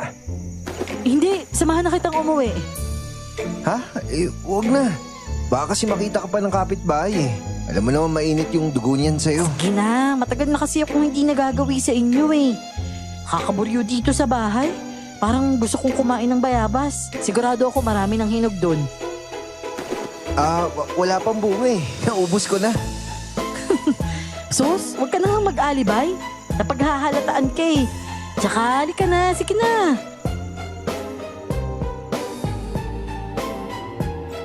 Wala na nga nagawa si Janja noon kundi napabuntong hininga. Sa huli ay pumayag din siya na sumama ako sa kanila. Pero ang bala ko talaga ay kausapin siya tungkol sa mga nalalaman niya. Nang makalayo na kami sa bahay, saka ko siya inumpisahang tanungin.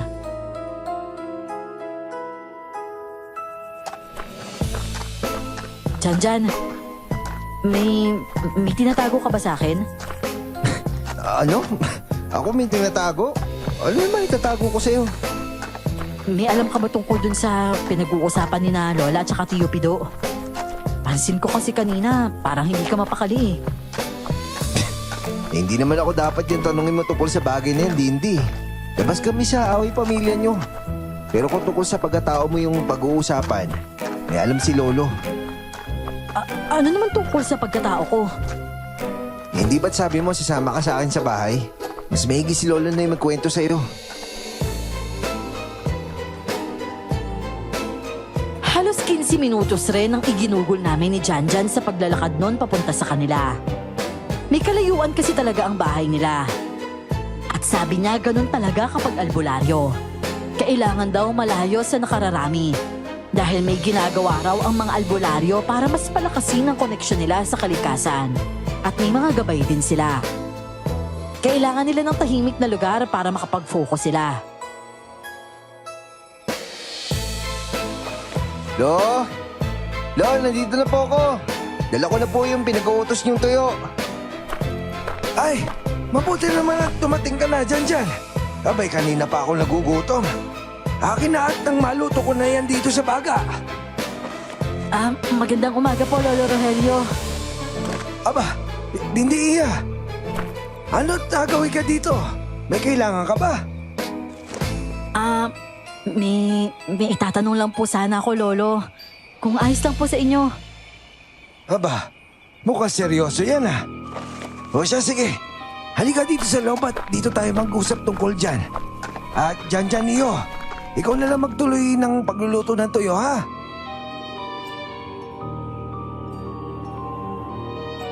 Nang makapasok kami sa bahay ni na Lolo ay pinaupo niya ako sa berha. Wala kasi silang ibang upuan doon, kundi yung mahabang upuang kahoy na nasa harap ng lamesa. Hindi rin naman kasi kalakihan ang bahay nila at sakto lang para sa kanilang dalawa ni Janjan. Wala din naman kasing bumibisita sa kanila, maliban na lang kung may magpapagamot o magpapatawas.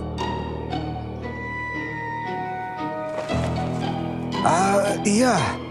Ano ba ang gusto mong malaman? Tungkol po sana sa pagkatao ko. Bakit? May nararamdaman ka bang kakaiba sa katawan mo? Doon ko naalala ang kakaibang gutom na naramdaman ko nung nakaraang gabi. Doon ko lang narealisa ang ibig sabihin nun at agad na sumipa ang kaba sa dibdib ko. Nakamasid lang si Lolo Rogelio sa akin at sa magiging reaksyon ko nun. Pero ako, hindi ko maapuhap kung paano sasabihin ang naranasan ko. Saka ko lang naalala ang tungkol sa kwintas. Lolo, pakisabi niyo nga po sa akin, para sa po ba talaga yung kwintas na to? Eh, protection mo yan, Iya. Hindi ba sinabi ko naman sa'yo?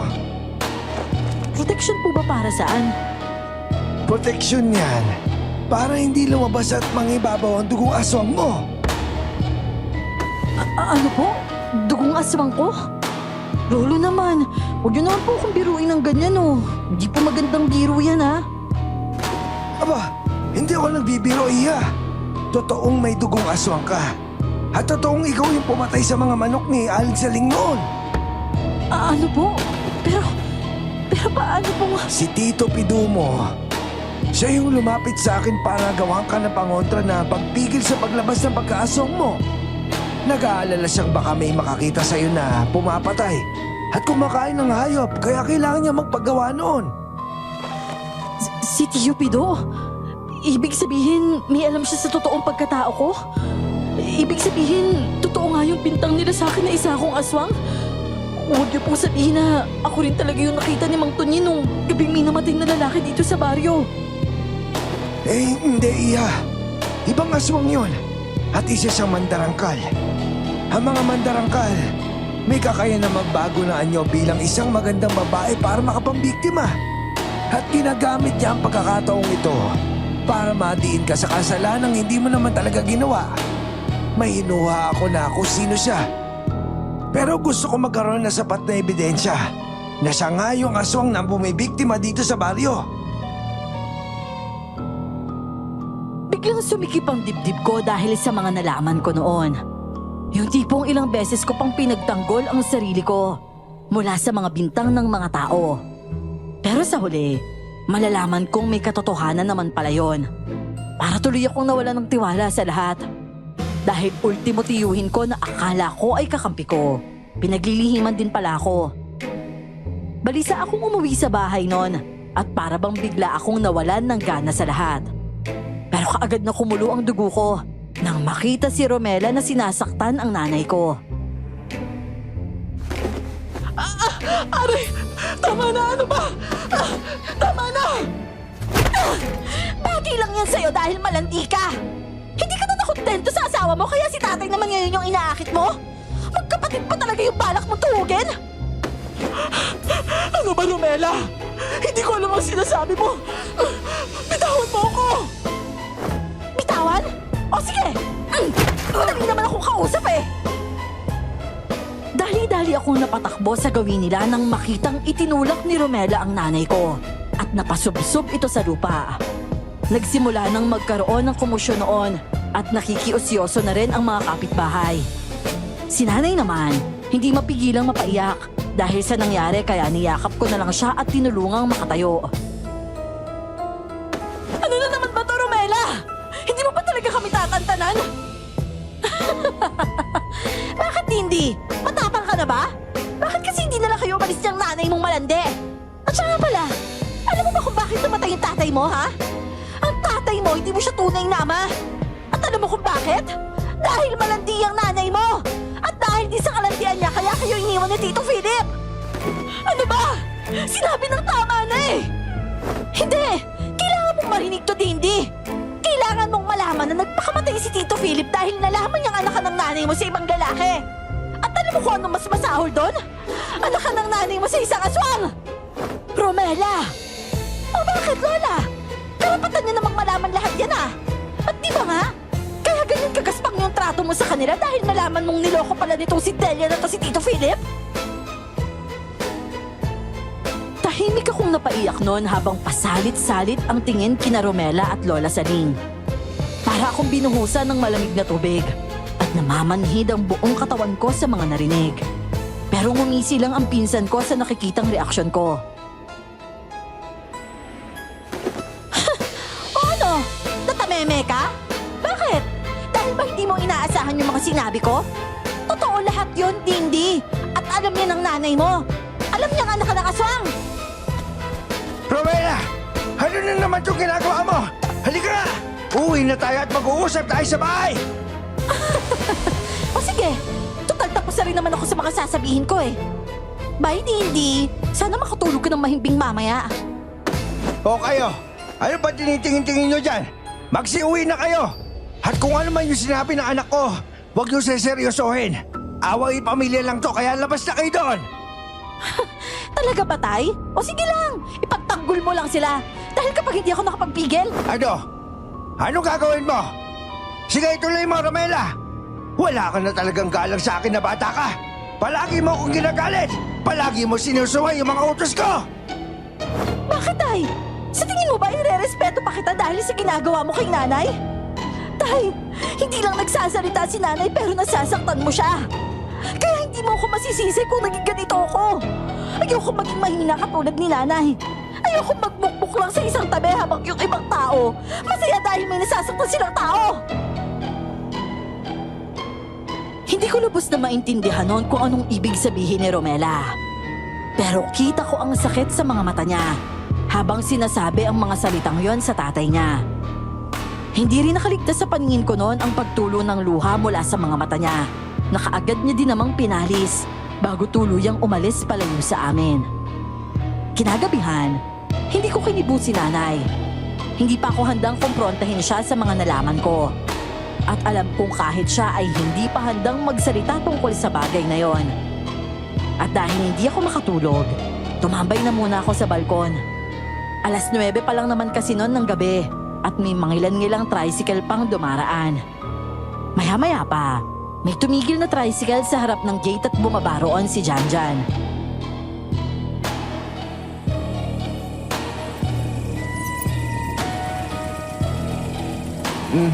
Dindi. Hindi ka makatulog? Gusto mo ba ng kausap? Hindi ka pa ba uuwi? Baka hinihintay ka ni Lolo Rogelio doon. Gabi na, tsaka baka abangan ka ng aswang dyan sa daan. Sige ka. Pansin ko pa naman, puro binatang lalaki yung biktima niya. Malamang. Mandarangkal kasi yung aswang na yun, sabi ni Lolo eh. Talagang binata talaga yung habol nun. Saka, ginaya ka nga, di ba? Paano ba malalaman kung aswang yung isang tao? Pagbuksan mo muna kaya ako ng gate. Ang pangit mong kausap eh. May kitang nakaharang oh. Oo na, ito na. Yan, ganyan dapat. Mas bagay talaga sa'yo yung nakangiti tsaka tumatawa. Mas lumilitaw yung ganda mo. Para namang nakikita mo talaga no? Ang dilim kaya. Uy, hindi may ilaw kaya. May poste ng ilaw.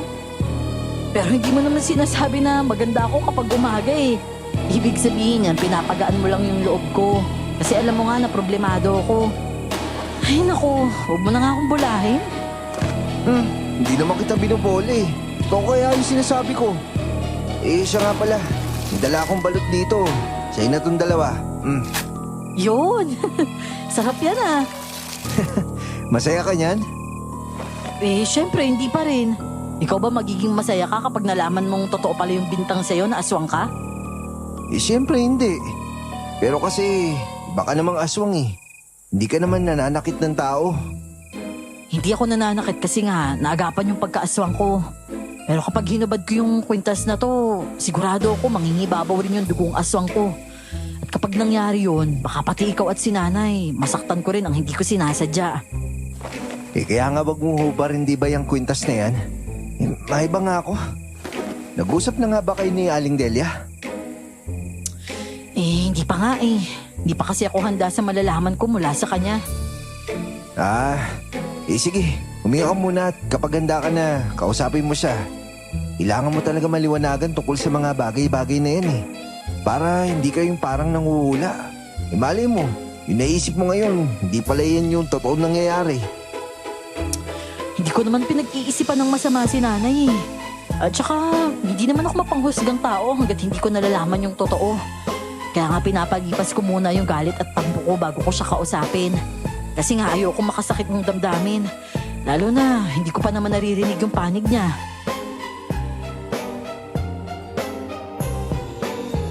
Kinabukasan, maaga akong nagising para maghanda ng agahan namin.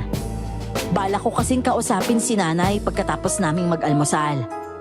Pero hindi ko naman inaasahang pupunta ron si Tio Pido. Hindi ko na sana siya kikibuin. Pero naalala ko na naman ang sinabi ni Lolo Rogelio na dahil sa kanya kaya ako may pangontra laban sa pagkaaswang.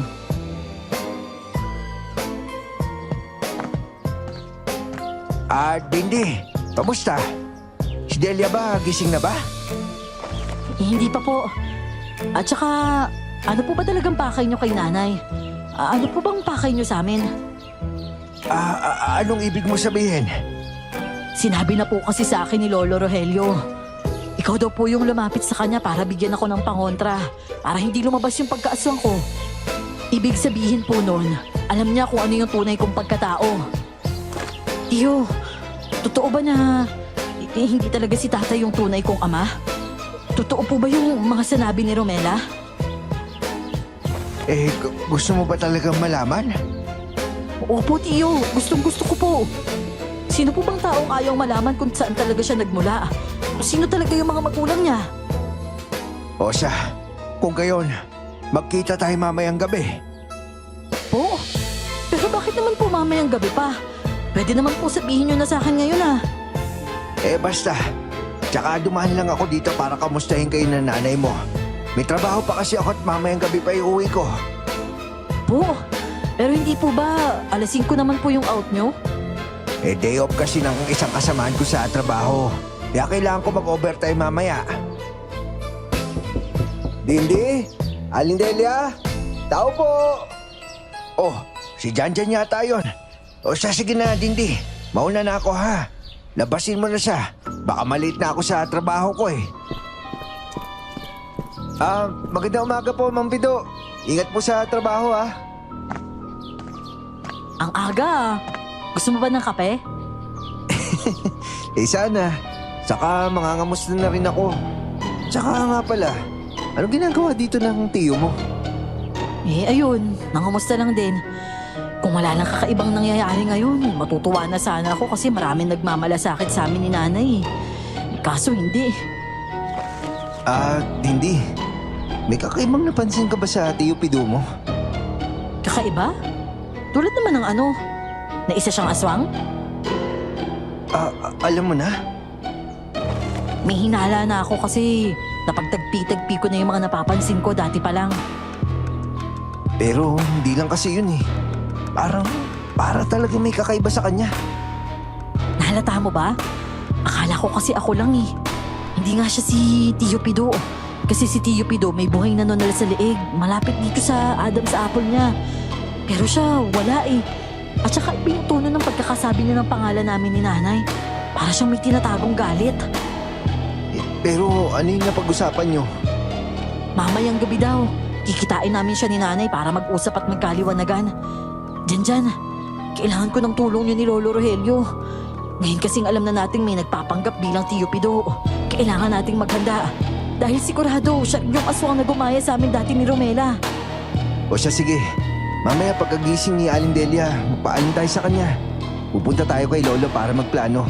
Tsaka maganda nang gagamitin para sa paghuli sa aswang na yun. Akala ko nag-aanyo lang siyang maganda babae. Tapos ngayon, nanggagaya na siya ng kahit na sino. Kayo na rin naman ang nagsabi na mapanlin lang at tuso talaga yung mga aswang, di ba? Hindi na nakakapagtaka yan kung pati si Tio Pido gagayahin niya para lang maisagawa yung plano niya. Ang ipinagtataka ko nga lang, bakit ba kami ni nanay yung gusto niyang sunod na biktimahin? Malalaman natin yan mamayang gabi. Hinintay nga lang namin noon na magising si nanay bago kami magpaalam na pupunta muna kina Janjan. Nagrason na lang ako na may kukunin ako roon at hindi naman na siya nag-usisa pa. Pagdating naman namin doon, kaagad naming sinabi kay Lolo Rogelio ang napansin namin kay Tio Pido.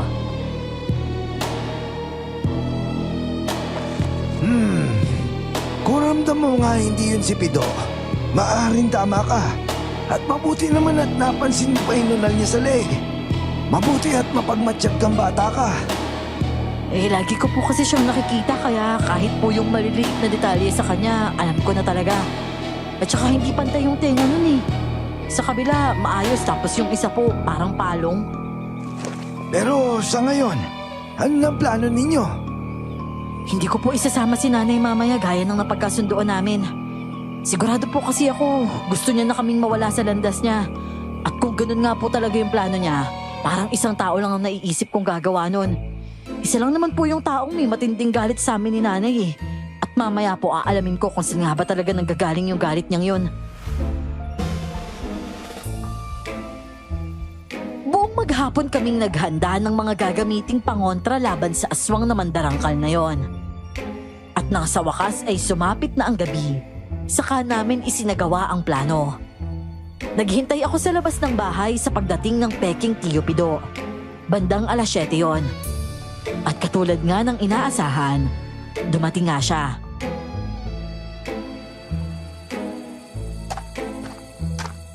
Oh, nasa si Delia?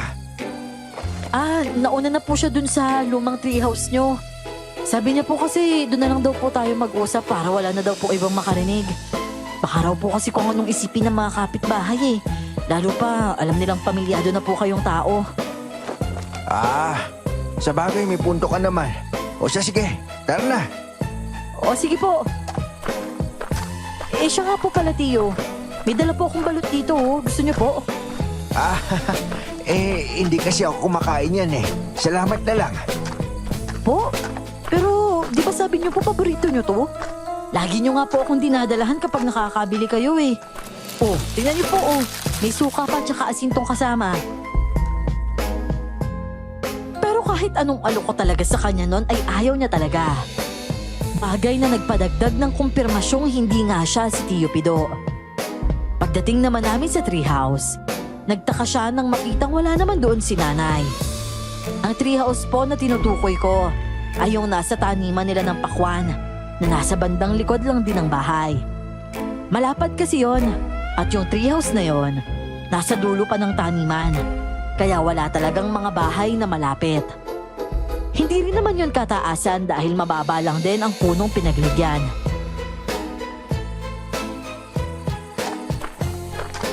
Oh, nasa na si Delia? Hala, baka po umuwi. Baka po natagalan po sa atin o di kaya baka po tinangay po ng aswang. Huwag mo nga ako pinagloloko, Dindi. Nasaan na yung malandi mo, nanay? Nasaan? Malandi? Talaga po ba, Tio Pido? Tinatawag mong malandi si nanay? O baka naman kasi hindi talaga ikaw si Tio Pido. Ibang klase ka rin naman talaga eh, no? At anong gagawin mo kung hindi nga ako si Pido? Eh di papatayin kita rin ay upa ka! Teka, asin ba to? Hindi ka talaga babae ka! Ginagalit mo talaga ako! Sige lang! Magalit ka lang hanggang sa lumabas yung tunay mong anyo! Halimaw ka! Ba't matapang ka na? Bakit? Dahil ba nalaman mo na isa ka na rin aswang? Pwes, ipakita mo sa akin ang kaya mong gawin, hangal! Oo nga't may dugo akong aswang! Pero hindi ko kailanman papangarapin na maging isang katulad mo! Masaya na ako sa kung ano ako! At hindi ko yayakapin ang pagiging aswang kahit kailan! Walang yaka! Yung mukha ko ang init! Oh, ano? Asin pa lang yan, ha? Ano pa kaya kapag ginamit ko sa itong buntot pagi na pinahingiran ko ng katas ng bawang? Sigurado akong iinit at hahapdi ng husto yung sugat mo! Walang yaka talagang babae ka kahit kailan! Hindi ako babae na matatalo mo ako dahil lang sa lati ko mong yan! Nalilisik ang mga mata niya habang nakatingin sa akin. Ngunit ang balat niya, unti-unting nabibitak. Maya-maya pa ay tuluyan na nga siyang nagbago ng anyo at naging isang mabagsik na nilalang. Mahaba ang kanyang itim ngunit buhaghag na buhok. Payat at maitim ang kanyang pangangatawan. Kulubot din ang balat niya sa mukha at may mahahaba at matutulis pa siyang kuko. Lumabas din mula sa likod niya ang dalawang pakpak na animoy sa paniki. Ngayon, Dindi! Tingnan natin kung hanggang saan ang tapang mo! Ngayon kaharap mo na ang totoo kung ano! Tama nga ako! Hindi ka nga si Tio Pido dahil isa kang impostor! At alam mo ba, bumagay talaga yung pangit mong itsura sa pangit mong ugali! Talaga ba? O sige, subukan mo kung kaya mong bakit na nilalang na to! Mga agaw! Walang yaka! Aray! Ang hapdi ng braso ko! Ang talim talaga ng kukumabwisit ka! Muli niya akong inatake pero mabilis akong nakaiwas at nakapagtago sa likod ng isang puno ng mahogany. Nakalmot ng matutulis niyang kuko ang katawan ng puno at malalim yon. Alam kong kapag sa katawan ko yung tumama, iindahin ko talaga yon. Maya-maya pa ay bigla na lamang siyang napadaing at umusok ang bandang kalamnan niya. Hayop ka! May iba ka pa bang kasamang babae ka? Hoy! Sino ka? Lumabas ka dyan, hinayupa ka! Bakit? Sa palagay mo ba ipapahama ko ang sarili ko na gano'n na lang? Janjan! Abo! Ihanda mo yung aboy! Olo! Eto na ho! Nagsindi ng sulu si Janjan para hindi masyadong madilim sa kinaroroonan namin. Makulimlim din kasi ng gabing yon at natabunan na ng makapal na ulap ang liwanag ng buwan. Bale 3 sulo ang nasindihan nila noon at itinulos sa lupa. Ilang beses pang binalak ng aswang na itumba yon. Subalit agad din siyang lumalayo dahil pinatatamaan siya ni na Janjan at Lolo Rogelio ng bawang at kalamansi. Pareho kasi silang may tirador noon. At yon ang ipinambabala nila. O ano? Ano ba talagang balak mo, ha? Alam mo na kasagot dyan, Dindi! Wala akong ibang balak na gawin kundi patayin ka! At dahil narito yung dalawa na yan, itadamay ko na rin sila! Yun ay kung kaya mo! Tanggapin mo to! Ah! Muli ko siyang hinampas ng buntot pagi noon at kaagad naman siyang napadaing. Umuusok lahat ng parte niyang natatamaan ko. Hanggang sa lumipad siya pataas para umiwas. Akala ko noon ay tataka siya. Pero nang nasa taas na siya, tiniklop niya ang pakpak niya saka nagpatihulog. Bumulusok siya pababa nang nauuna ang ulo. At nang malapit na siya sa lupa, saka niya ibinukang muli ang pakpak niya at lumipad diretso sa akin. Iiwas pa sana ako sa nakaamba niyang mga kuko. Pero sadyang mahaba ang mga kamay niya, kaya naaabot niya pa rin ako. Ah! Aray! Ang sakit! Dindi! Wisit, tinamaan kasi dyan. Delikado to. Janjan! Dindi! Susugod siya sa inyo! Humanda kayo! Dindi na ba? Hinawakan ni Janjan ang ulo ko noon at sabay kaming napadapa ng muling lumipad ang aswang patungo sa direksyon namin. Ngunit sa kasamaang palad, nakalmot din ng aswang ang likod ni Janjan. Kaya naman pareho na kaming dumadaing ng sakit at hapdi ng mga sugat namin. Walang iya. Ang talim na kuko niya. Mabuti na lang hindi masyado malalim yung kalmot niya sa likod ko. Kaya mo pa ba, Janjan? Kakayanin ko, Dindi. Ikaw magpahinga ka na. Hayaan mo na kami ni Lolo tumapos nito. Aswang! Akong harapin mo! Matapang ka, di ba? Halika dito na magkasubukan tayo ng lakas! Huwag kang atat-tanda! Dahil uunahin talaga kita! Sugatan na yung mga kasama mo! Kaya duda kung matutulungan ka pa nila sa gagawin ko sa'yo! Niliparan ng aswang ang mga sulo kaya naman namayani ang dilim sa lugar na yon. Subalit mukhang umaayon talaga sa amin ang kalikasan. Dahil ilang sandali lang, biglang humawi ang mga ulap at lumatag ang liwanag na nanggagaling sa buwan sa buong kapaligiran. Muli niya akong sinugod pero maagap na nabunot ni Janjan ang benditadong punyal sa tagiliran niya. Saka yun iniamba sa aswang. Hindi na siya nakaiwas kaya naman nasugatan siya sa tagiliran at malalim yon.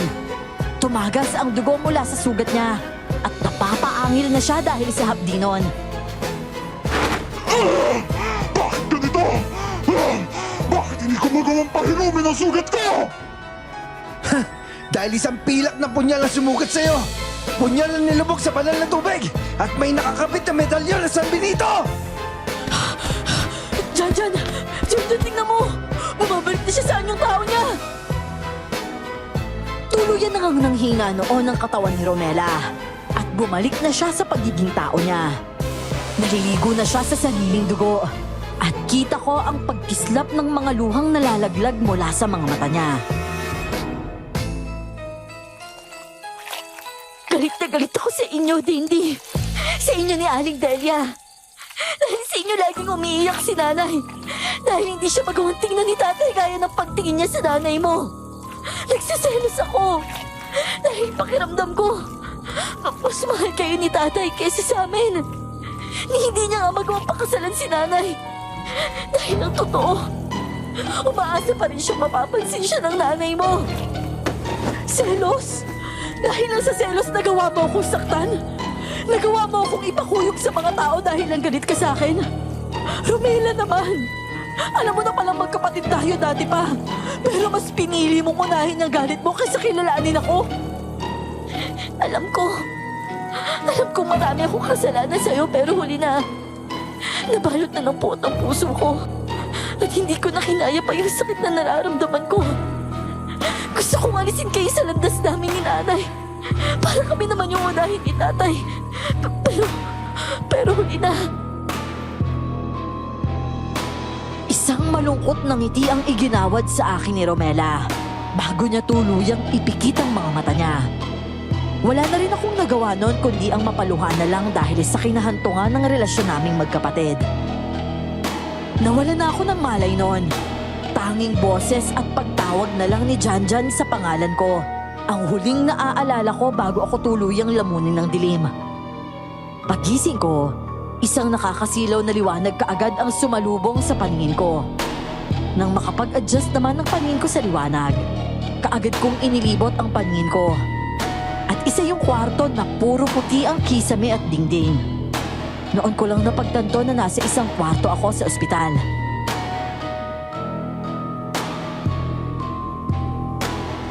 Ay, buti naman Dindi anak at gising ka na. Masyado ko nag-alala sa'yo, alam mo ba yun? Nay, nasan po si Janjan? Ayun, kasama ni Mang Rogelio bumili ng pagkain. Kumusta yung pakiramdam mo? Ayos naman po ako, Nay. Pero si Romela, Oo anak, nasabi na sa akin ni Mang Rogelio ang lahat ng nangyari kagabi. alam na po ba ni Tio Pido? Alam na niya pero pwede bang wag na muna natin siyang pag-usapan?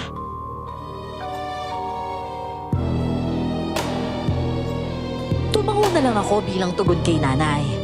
Wala pa rin kasi akong lakas noon para mag-usisa tungkol sa kanila ni Tio Pido.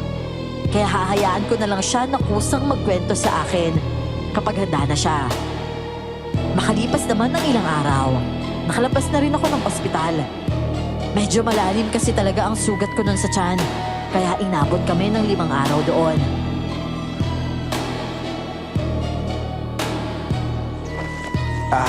Dindi. Tio Pido, patawad po sa nangyari sa anak niyo. Hindi anak. Ako ang dapat humingi ng tawad sa inyo. Malaki ang naging kasalanan ko. Kaya nagawa ng kapatid mo na magtanim ng galit sa akin. At lalo na sa nanay mo. Ano po ba kasi talagang nangyari? Bakit po ba itinago niyo yung lahat ng to sa amin? Tsaka, bakit siya lang ang nakakaalam ng katotohanan? Hindi.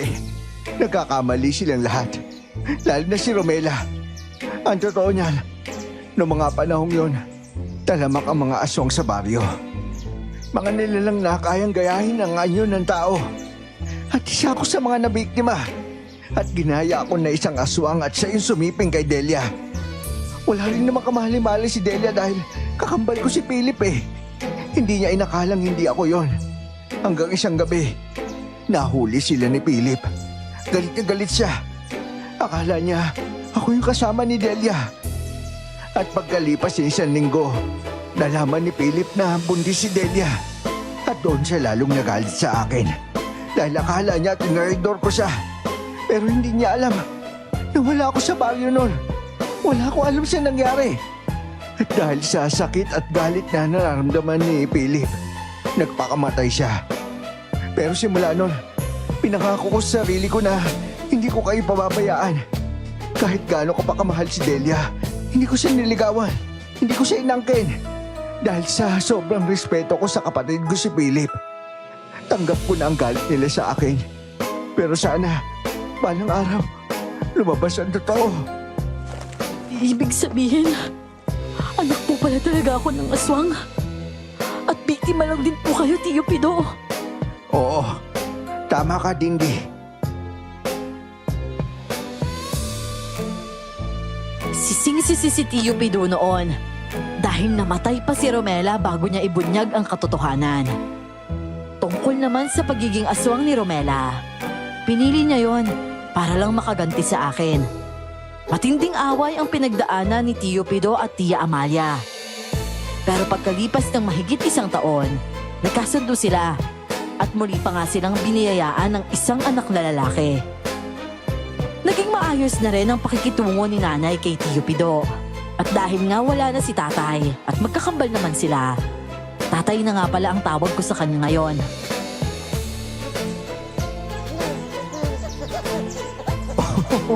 Iba to si Baby Romel ah. Ilang buwan pa lang parang gusto na mangagat ah. Huwag mo na kasing kulitin, baka lumungad pa yan eh. Ito naman ang sungit. Baby, ang sungit ng ate mo, no? Baka gusto na rin magkaroon ng baby. Baby pala. Ikaw dyan ha? Tigil-tigilin mo nga ako sa mga kalokohan mo. Bakit? Hindi naman kita niloloko ah. Ikaw lang eh. Ayaw mo pa magpaligaw tapos nasungit mo pa. Inirapan ko na lang siya pero aaminin kong nahuhulog na rin talaga ang loob ko sa kanya noon. Kaya naman makalipas ang ilang buwan, nagpaligaw na nga ako dahil na rin sa pangungulit niya. Sa ngayon po ay nagpaplano na kami ni Janjan ng kasal at sa darating na Hunyo na yon. Naway mabasa niyo po ang kwento kong ito at mapiling i-ere. Hihintayin ko po ito at excited na kami ni Janjan na mapakinggan ito sa channel ninyo. Muli po ako ito si Dindi. Lubos na nagpapasalamat.